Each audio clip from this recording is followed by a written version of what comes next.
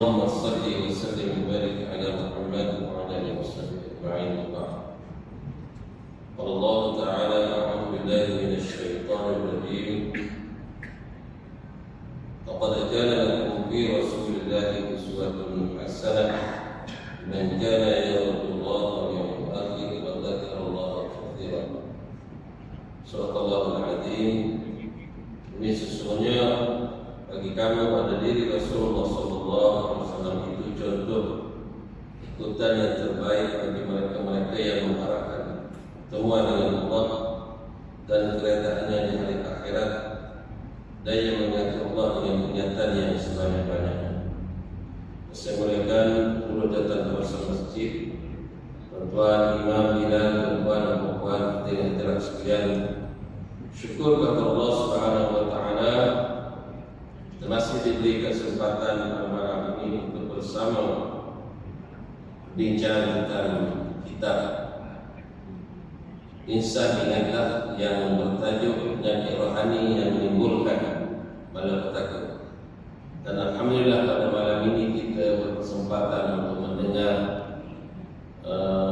bacaan-bacaan daripada syekh kita yang memperdengarkan bacaan imam-imam di Asy-Syarifain sama ada Mekah dan Madinah. Ya, kita boleh dengar baca imam. Ya, di satu anugerah yang Allah beri kepada dia, boleh baca dengan lahjah memang Arab lah, tapi suara dia itu boleh tiru. Ya, boleh tiru mana-mana imam. Imam kecil, imam besar, imam tua, imam muda, semua boleh. Itu satu anugerah Allah. Tuan-tuan dan puan sekalian, pada malam ini kita akan melihat penyakit rohani yang menimbulkan malapetaka. Rawatan terhadap berbagai penyakit termasuk penyakit moden yang muncul di abad ini menjadi agenda utama dalam dunia perubatan. Seluruh dunia berganding bahu mewujudkan institusi kesihatan di bawah perelaan bangsa-bangsa bersatu bagi memerangi penyakit berkenaan, terutama bagi mengatasi kemunculan penyakit AIDS yang belum ditemui penawar dan penyakit-penyakit lainnya. Sebaliknya, dunia belum membuka mata untuk mewujudkan institusi rawatan bagi penyakit yang lebih dahsyat, itu penyakit rohani yang mencetuskan sifat-sifat maghrumah. Penyakit rohani mungkin jumlahnya lebih besar jika dibanding dengan pesakit-pesakit. Pesakit rohani mungkin jumlahnya lebih besar jika dibanding dengan pesakit-pesakit yang sudah terlantar di wak-wak rumah sakit di seluruh dunia. Ini merupakan komentar awal berkaitan dengan sakit. Ya, yang mana kalau kita lihat apa yang disebut di sini berkaitan dengan seluruh dunia sentiasa berfikir macam mana nak mengobati sakit-sakit atau pesakit yang ada dalam dunia. Dan sakit yang parah juga, penyakit rohani yang paling parah sekali, penyakit rohani lah, yang disebut sebagai madhumumah dan sebagainya. Derita yang ditanggung oleh para pesakit jasmani sekalipun mereka mengidap penyakit yang berbahaya, namun pemuncaknya sama ada sembuh atau kematian. Ya, kalau kita sakit ini, sakit jasmani, sakit jantung, sakit apa pun, sama ada bila dirawat boleh sembuh ataupun dua je lah, berterusan ataupun meninggal. Nah, sedangkan risiko yang ditanggung oleh pesakit rohani adalah lebih dahsyat. Kuman atau virus itu akan merosakkan keimanan dan ketakwaan, memusnahkan keikhlasan beramal, kurang berminat melakukan kebajikan, sebaliknya lazat melakukan kejahatan dan kemaksiatan. Akibatnya ia akan menanggung derita azab yang berpanjangan dengan neraka. Itu dia sebut tentang penyakit rohani. Dia punya bahayanya, lebih dahsyat daripada penyakit jasmani, jimani, darah tinggi. Kalau kita sabar, dapat masuk surga, beri pahala. Tapi penyakit yang disebut sebagai rohani, kalau kita tak rawat dengan betul, tak bersihkan dia, maka merosakkan amal ya, menyebabkan kita akan dan kita berpanjangan di dalam azab Allah Subhanahu wa taala. Hatta kita datang buat kebajikan sekalipun, tetapi ada penyakit yang boleh rosakkan amal ibadah kita itu, penyakit riya, penyakit ujub, penyakit sum'ah contohnya. Artinya digambarkan penyakit itu dipanggil penyakit rohani, penyakit yang tidak boleh nampak oleh doktor ataupun tukar rawat, melainkan kita sendiri merasai, ataupun ada sifat-sifat yang orang mungkin boleh kenal. Ya, itu dia punya sifat, dia punya penyakit. Nama-nama bagi penyakit rohani tidaklah sebanyak nama penyakit jasmani, namun ia lebih sukar diubati kerana tiada peralatan canggih sebagaimana peralatan untuk merawat penyakit jasmani yang mampu untuk mengesal penyakit rohani. Selain itu, sukar pula untuk mendapatkan pakar yang mampu merawatnya. Itu dia buat. Memang boleh cerita bagaimana nama penyakit jasmani dah banyak, tapi penyakit rohani tak banyak pun, tapi dia bahaya. Itu bahaya sampai kepada merosakkan amal ibadah kita, merosakkan akidah kita dan sebagainya. Jika ada jenis penyakit jasmani yang boleh menular seperti virus HIV dan lain-lain kuman berbahaya, termasuklah dulu COVID dan sebagainya kan. Tetapi penyakit rohani bukan saja menular, malah boleh menghancurkan kerukunan rumah tangga. Rumah tangga boleh rosak orang-orang dengan penyakit rohani. Merosakkan kedamaian masyarakat serta menghuru-harakan negara. Jika dihadapi oleh ketua keluarga, pemimpin masyarakat, terutamanya para pemimpin negara. Pemimpin negara yang jiwanya didiami penyakit keras hati, dia tidak akan mendengar nasihat agama. Sekalipun pemimpin negara itu seorang muslim, namun dia tetap memandang zero terhadap undang-undang Islam. Bukan sekadar dia tidak yakin dengan hukum dan peraturan Islam, malah menganggap undang-undang Allah sebagai punca kemunduran. Itu di antara punca hasil daripada penyakit rohani.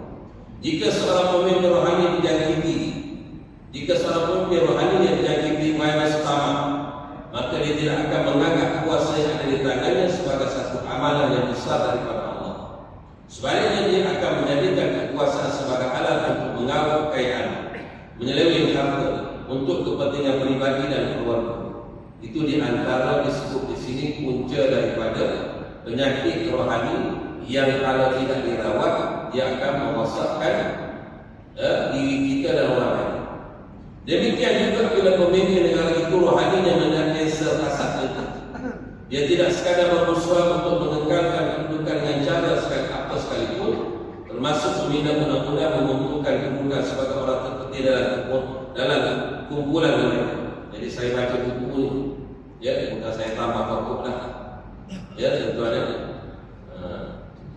Malah mereka berusaha untuk menjatuhkan orang lain dengan cara yang tertutup. Sekiranya orang itu dianggap membuka kedudukan, jadi mereka bukan berperanan sebagai khalifah Allah di bumi, tapi khalifah iblis atau syaitan di atas muka bumi. Jika penyakit jasmani punya tanda yang boleh dikesan, demikian juga penyakit rohani ini punya tanda dan semboyannya. Ya, kita nak tengok. Jika penyakit jasmani ada di antaranya yang dianggap paling berbahaya, sebaliknya penyakit rohani pun demikian juga. Jadi saya baca sebentar lalu ini supaya sebab masa tak ada kan. Tadi kita bagi ruang kepada Syekh membaca Quran, jadi saya tak perlu ulang banyak-banyak lah. Ya, tuan-tuan dengar dan teliti apa yang disebut dalam buku. Penyakit rohani yang dianggap berbahaya adalah penyakit keras hati. Ini tuan-tuan ya, keras hati. Hati keras ni, kadang-kadang hati ni dia keras daripada batu. Ya, dia panggil qaswatul qalb. Dalam bahasa Arab panggil qaswatul qalb atau qaswatul qulub. Hati-hati yang keras. Apa makna keras? Ya, bila lihat kebenaran, dia tidak akan terima sebab hati dia keras. Bila dinasihati, dia tidak akan, dia menolak. Itu maknanya hati yang keras. Sebab dia ada sebab boleh jadi keras hati. Di antara tanda-tanda penyakit keras hati itu ialah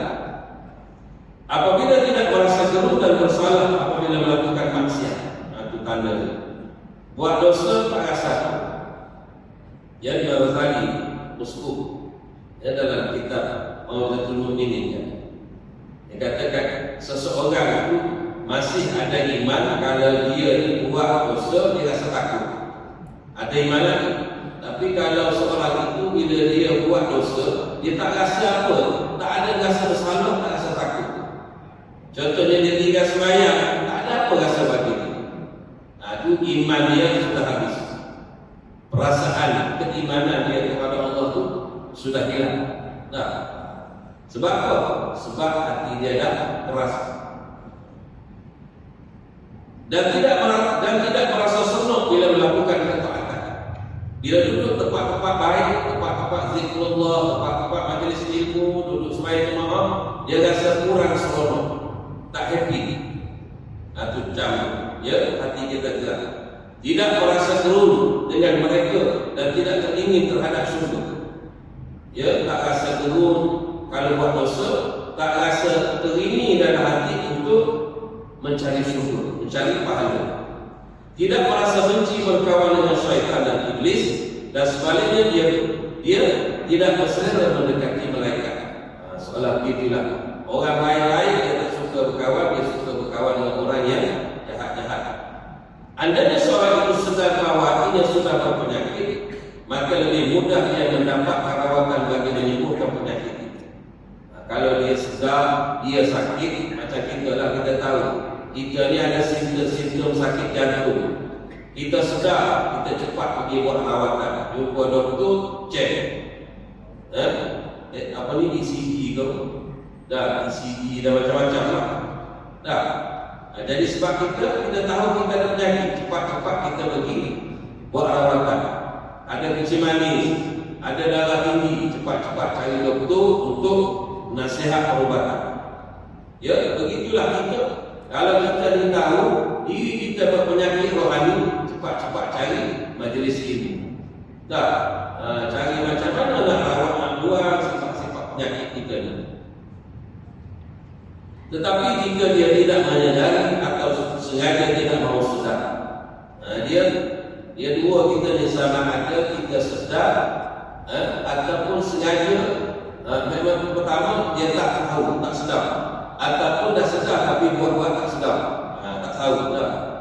Sekalipun penyakit itu telah menunjukkan tanda semboyannya, maka bila dia mati, maka apabila dia mati adalah sebagai matinya seorang membawa penyakit. Penyakit rohani tidak tamat dengan matinya seseorang. Ya, kalau kita sakit jantung, habis umur meninggal, habislah, tamatlah riwayat kita, dan tidak ada lagi hubung kait dengan akhirat. Tetapi kalau penyakit rohani mati, lepas mati ada lagi, ada kait dengan dosa pahala. Tuan-tuanlah, ahli bahaya kata penyakit rohani ini, ya, ia sebagai suatu penyakit yang sangat berbahaya, bawa sampai ke akhirat. Kata macam keras hati tadi, menolak kebenaran, menolak Al-Quran dan sebagainya. Penyakit rohani tidak tamat dengan mati seseorang, tetapi kelak akan lebih parah dan dirasakan derita bila berada di alam barzakh. Masuk dalam kubur, ya, malaikat akan tanya, Tuhan, Rasul, ibadah, nabi dan sebagainya.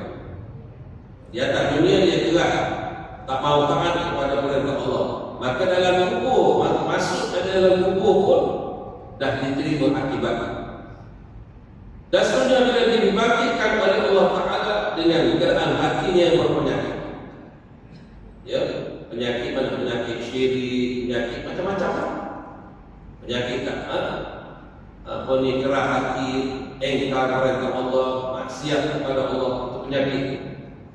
Maka penyakit itu bangkit nanti di akhirat pun masih ada pada diri dia, tak habis. Orang sakit jantung mati saja ya. Orang kecil mani dalam ini tak kaki dah habis. Bangkit di akhirat insya-Allah Allah bagi dia kaki original, bukan kaki palsu. Dah Allah beri pula kaki yang baru kaki. Tapi orang penyakit ni dia melekat pada diri dia dan menerima balasan daripada Allah Ta'ala. Contoh orang sombong. Sombong bawa ke mati, lepas mati ada lagi. Itu balasan Allah. akan musnah semua cara di dunia ini untuk melepas halangan akhirat sehingga mati membawa penyakit hati. Kadang-kadang amal ibadah kita habis. Contohnya penyakit PhD. PhD tuan-tuan Nabi sebut. Ya, penyakit hasad itu. Nabi kata apa? Al-hasad ya'kulul hasanat kama ta'kulun narul hatab. Nabi sebut tu. Nabi kata penyakit hasad atau dengki, dia makan kebajikan kita ni seumpama api makan kayu api kering. Begitulah disebutkan oleh Nabi Habib. Amalan sembahyang kita, amalan zikir kita, amalan sedekah kita, kalau banyak lagi banyak, hasad kita lagi banyak, habis amalan kita. Itu di antara yang dikatakan sangat berbahaya, ya, penyakit rohani ini. Sesungguhnya tidak berguna semua harta kekayaan dan juga anak-anak sekalian menghadap Allah Ta'ala dengan hati yang berpenyakit, seperti dijelaskan dalam firman Allah Ta'ala yang bermaksud, dalam firman Allah Ta'ala yang berbunyi, yauma la yanfa'u malun wa la banun illa man atallaha biqalbin salim, dalam surah Asy-Syu'ara ayat 88 hingga 89, yaitu di hari yaum mana hari itu hari akhirat lah, bukan hari ini, ya, yaitu di hari la yanfa'u malun, tidak boleh memberi manfaat oleh malun, harta benda, wala banun, tak boleh beri manfaat oleh anak bini. Ya, harta benda kita banyak, ya, bergunung-gunung sekalipun tak boleh beri manfaat hari akhirat. Anak kita ramai setengah 2 dozen sekalipun tak boleh beri manfaat di akhirat. Illa man atallaha biqalbin salim, kecuali orang yang menghadap Allah dengan hati yang sejahtera, hati yang tak ada sakit lagi, hati yang tak ada penyakit lagi, penyakit hasad, penyakit riya, penyakit ujub, penyakit tak ikhlas, ya, tak percaya dan sebagainya. Justru itulah orang-orang yang hatinya dihinggap penyakit hendaklah berusaha mengobati penyakitnya agar mereka menghadap Allah Ta'ala dengan hati yang bersih. Kita semua nak mati kan? Macam mana kita nak mati elok? Kena bersihkan hati kita agar hati kita tidak ada penyakit, kudik tak ada dalam hati kita. Kerana segala sifat mahmudah, iaitulah sifat terpuji hanya akan tersimpan dalam hati yang sejahtera, yang saling. Ya, sifat-sifat yang baik ia lahir daripada hati. Hati baik bukan kata baik. Ya, jangan kata saya ni nampak saja jahat, hati saya baik. Oh. Ya, Nabi sebut dalam hadisnya, ala inna fil jasad mudghah. Ingat, dalam tubuh anak Adam ni ada satu seketul daging, mudghah, ya, segumpal daging.